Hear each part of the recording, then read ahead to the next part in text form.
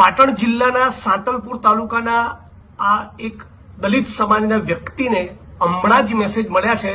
વોટ્સઅપમાં મને કોઈ ફોટો મોકલી આપ્યો. આ દલિત સમાજના વ્યક્તિ જે સાધુ તરીકેનું જીવન જીવતા હતા, બગલના ગામમાં એમને જીવતા સળગાવી નાખ્યા છે.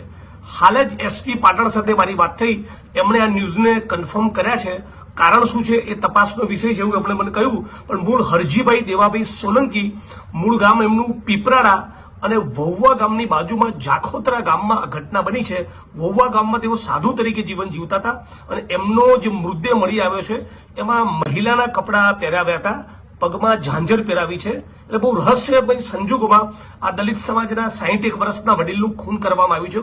હું પાટણ અને સમગ્ર ગુજરાતના દલિત સમાજના લોકોને અપીલ કરું છું. હમણાં 2-3 દિવસ હું આઉટ ઓફ ગુજરાત છું, પણ બધા જ લોકો આ મુદ્દે એક આંદોલનનો રસ્તો અખ્તિયાર કરે. જ્યાં સુધી તમામ આરોપીની ધરપકડ ન થાય ત્યાં સુધી આ મુદ્દે આપણે લડવું જોઈએ, સંઘર્ષ કરવો જોઈએ. અમરેલીની ઘટના હમણાં તાજી જ બની છે. એના પછી વિરમગામમાં એક ઘટના બની. સુરેન્દ્રનગરમાં દલિત સમાજના એક વ્યક્તિ ઉપર હુમલો થયો અને આ 61 વર્ષના, 18 વર્ષના દલિત સમાજના વ્યક્તિને જીવતા સળગાવી દેવામાં આવે. આ તમે દ્રશ્ય જોઈ શકો છો. આટલી ભયંકર ઘટનાઓ આ ગુજરાતમાં બની રહી છે. એટલે દલિત સમાજે બહુ મજબૂત તાકાત સાથે સંગઠિત બનીને રોડ ઉપર ઉતરવાની જરૂર છે.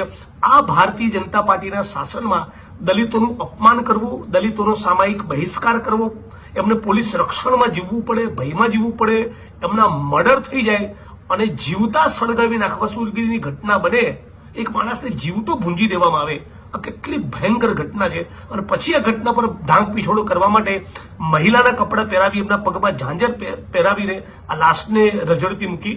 હું આશા રાખું છું પાટણ એસપી સાથે વાત થઈ, એમણે ટીમને કામે લગાડી છે. પણ દલિત સમાજના તમામ માણસોને, તમામ માણસો જે સમાનતામાં અને ન્યાયમાં માનતા હોય, બંધારણમાં માનતા હોય, બધા સાથે મળીને લડવું જોઈએ. આ આધેડભાઈના વ્યક્તિના પરિવારજનોને શું ઘટના બની, કયા કારણસર બની, એનો કોઈ અંદાજ નથી.